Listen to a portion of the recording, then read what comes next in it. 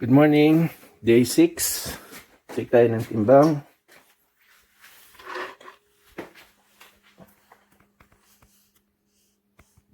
$115.2. Papansin nyo, hindi ako nag-vlog kaninang tanghalian kasi hindi ako nagugutom. Kumain lang ako ng isang itlog tsaka isang ganito. Yun lang for the rest of the day. Ng mga bandang 10 o'clock, ganun. So, tinignan ko lang kung hanggang saan kasi sinasamahan natin ng intermittent fasting. Ito pong ating ginagawa. No?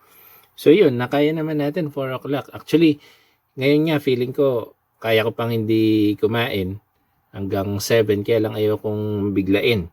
So, we'll see kung kaya nating 1 meal a day. Update ko kayo tomorrow. So, kain lang tayo. Air-fried, mackerel.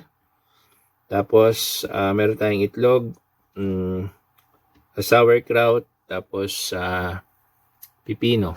So, yun. Timbang tayo mamaya. Okay, timbangan time.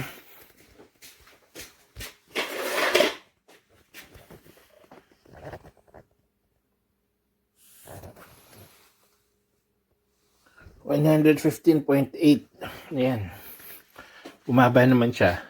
Tapos na tayo nag-apunan nun So, yan. Tapos nakapantalon tayo ngayon. Hindi tayo nakapag-jogging pants. Tapos may buckle yung belt.